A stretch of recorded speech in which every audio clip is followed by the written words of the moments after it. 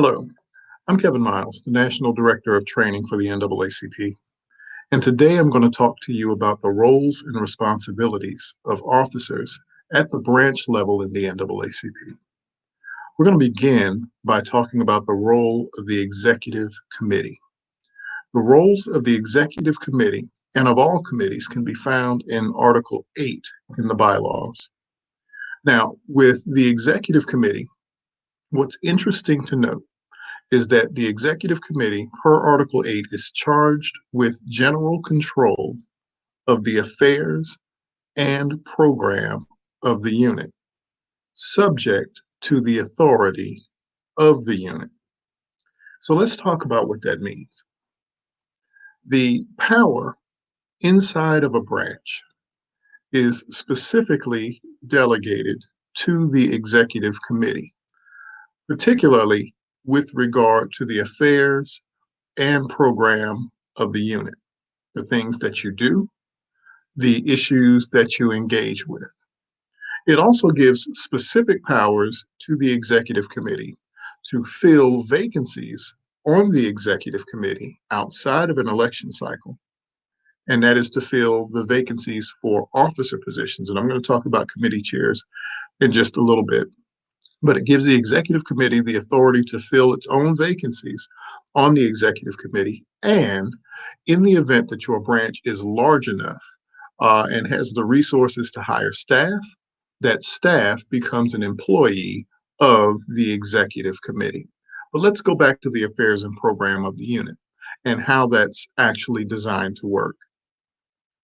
At each one of your Executive Committee meetings, you should be receiving reports from each one of your standing committees. So your Health Committee, your Education Committee, your Political Action Committee, each one of these committees should be coming in and giving their report to the Executive Committee. The Executive Committee will hear those reports, deliberate on those reports, and then go ahead and make a motion to approve them. Once approved, those reports should then be compiled in some format to be presented to the general membership at the general membership meeting for the general membership's ratification. Now, that process of approval in the Executive Committee, followed by ratification in the general membership meeting, applies specifically to the affairs and programs of the unit. However, it does not apply to issues related to employment. Issues related to employment are in a different paragraph in Article 8 of the bylaws, and they do not require that same ratification by the general body.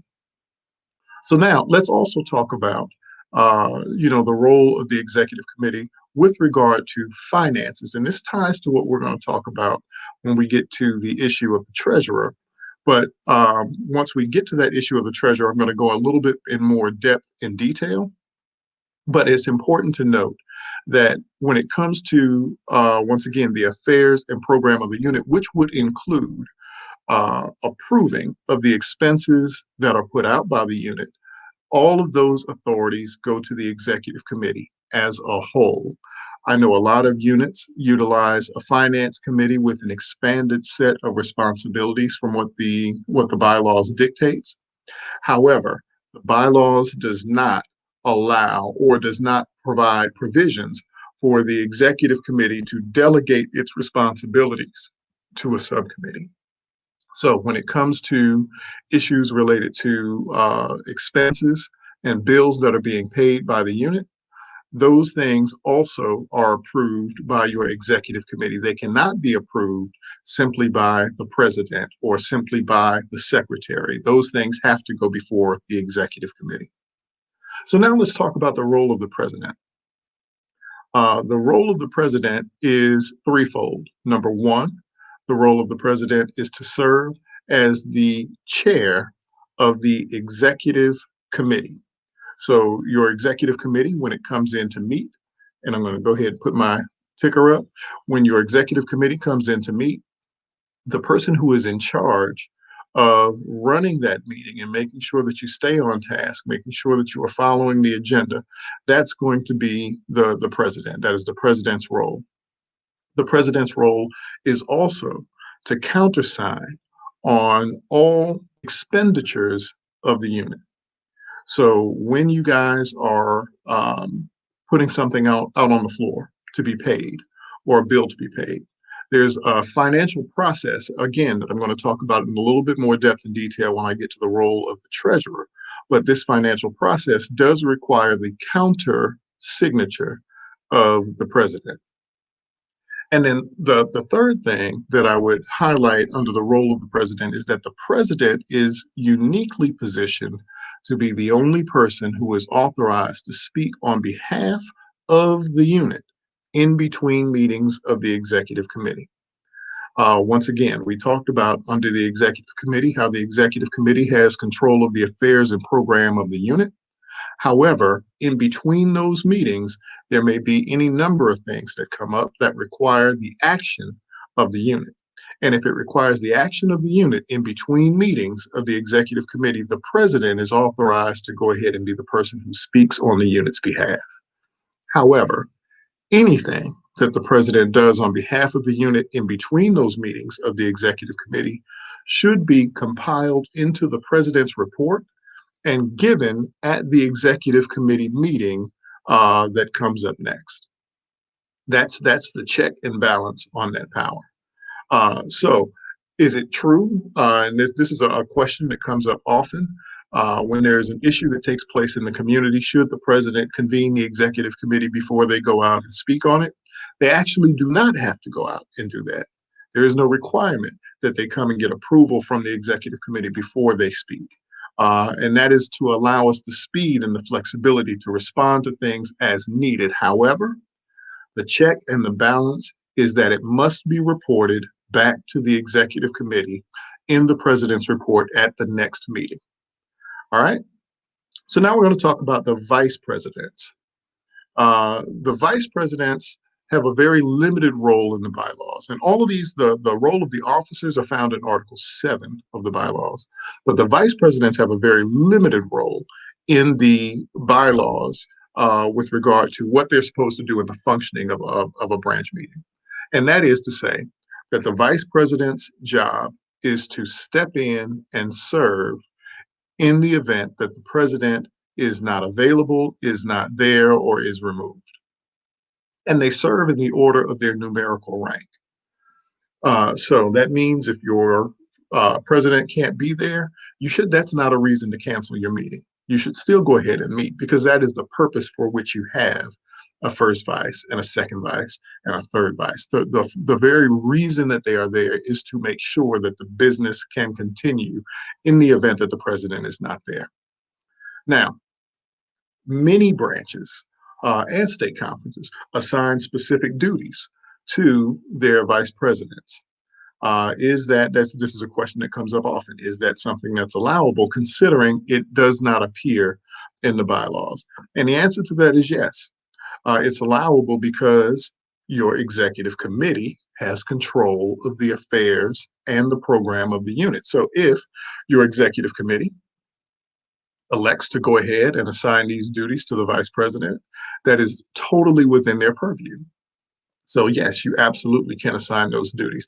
But the one duty that is assigned to them as per the bylaws, Article 7 of the bylaws, is to serve in the event that the president is unable or unwilling to come in and serve inside of a meeting. Now, in the event that the president, God forbid, would pass away or would be removed from office, then the vice presidents ascend in the order of their numerical rank, and that ascension does not require that there be a special election or any special process. If the president of your branch resigns today, the first vice president becomes president today. And that's important to note because oftentimes we have people who run for first vice or second vice who don't actually intend to ever serve as the president. But the very purpose of being in that position is to say that I am ready and I am willing to go ahead and serve as president if called upon or if needed. So now we're going to talk about the role of the secretary. And the role of the secretary is as important as people make it out to be because it literally does serve as the heart of the unit itself. The secretary's role, first and foremost, as everyone knows, is to record the minutes of the meeting. Now, even though that seems like kind of a cut and dry task, it can be anything but, because as it's often said in NAACP parlance, if it's not in the minutes, it did not happen. So the minutes of the meeting are the official record of what took place. However, that said, it's important to note that the minutes need not serve as a full transcript of the meeting, but they should be a recording of all of the motions that were put forward, the discussion on those motions, and the action that took place thereafter. The secretary also has the responsibility of maintaining the membership roster. This is super important now as we've transitioned to Salesforce, because the secretary is the only person who has access to see and to manipulate the entire roster of the unit on Salesforce. So that is a role and a responsibility that is of critical importance to make sure that the membership roll is accurate. Now, it's often asked. Sometimes people say, "Well, our records don't align with the records in Salesforce. Which set of records are correct?" The national office recognizes the records of a unit secretary as being controlling. So if the secretary has records that indicate that a person turned in their membership to the branch on a specific date, and that information is not reflected inside of Salesforce, we will change our records to reflect the records of the unit secretary, provided those records are available. The next thing that I would highlight for the unit secretary is the secretary is also responsible for maintaining the vouchers or the requisition forms to make sure that all payments at $100 or greater are done through the required process outlined inside of the bookkeeping guide for the NAACP. And that is to say that whenever there's an expenditure of $100 or more, it requires a vote from the executive committee, and it requires a filled out requisition form. Some people call it a voucher form. And that form is in the possession of the secretary and the secretary only. Now, I'm going to talk through that process a little bit more when I get to the role of the treasurer, but I wanted to highlight those points for the role of the secretary. So now I'm going to go to the role of the treasurer. The treasurer's role is to serve as the chief financial officer of the unit. Also, the treasurer's role, and this is one of those roles that is spoken of once in the bylaws. Everyone doesn't necessarily pick it up right away, but it's a crucial role for all units. And that is to say that inside of each unit, you are required to have a finance committee. Now, the finance committee has one duty as outlined in the bylaws under Article 8, and that is to draft an annual budget for the unit. And the chair of the finance committee, per the bylaws, is the treasurer. And that finance committee consists of the treasurer, the president, and at least one other individual. So being the person who would convene that finance committee, walk through that process of getting the budget established, serving as the chief financial officer, being the person who keeps track of all of the requisitions and signs all of the checks, countersigns all of the checks along with the president, and make sure that the requisition process or the voucher process is followed. And I've alluded to this a couple times, so now I want to actually walk through it. If you wish to spend money in the amount of $100 or greater, that has to go through the executive committee. Once it's been approved by the executive committee, then that would trigger the secretary to fill out and complete the requisition form or the voucher form, whichever term your unit uses. And once that requisition form is filled out by the secretary, which notes the fact that it was approved, that it was voted on and approved by the executive committee. Here's what you are purchasing. Here's the amount. That form is then signed by the secretary. The secretary then gives the form to the president, and we talked about the president's role to countersign on these things. So the president will then countersign the voucher form or the requisition form along with the secretary. The secretary then gives the requisition form to the treasurer once it's been signed by the secretary and the president. Once the treasurer is in possession of the requisition form, then the treasurer goes ahead and writes the check, signs the check, and then the signed check from the treasurer is given to the president for the president to also countersign. And then, so every expenditure of $100 or greater should have an audit trail that says that, okay, we have a vote. That vote is recorded in the minutes by the secretary. We have a requisition form. That requisition form is signed by the president and the secretary. And we have a check, and that check is signed by the president and the treasurer. And that's how we make sure that all of the finances are kept neatly and in order. So now I want to talk real quickly about the assistant secretary and the assistant treasurer.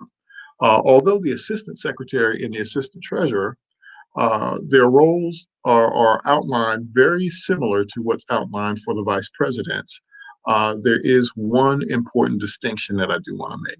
So number one, the assistant secretary and the assistant treasurer both serve in the event that their counterpart, the secretary or the treasurer, are unable to serve, or they're not there, or they've been removed. In that case, the assistant secretary would automatically serve in place of the secretary. The assistant treasurer would automatically serve in the place of the treasurer. The secretary, however, has an additional duty that the vice presidents do not. And that is to say, we talked at the very beginning about the executive committee. And if you have an employee, they become an employee of the executive committee. However, if they work out of the office, they work under the supervision of the secretary. That's not a duty that is given to the vice president.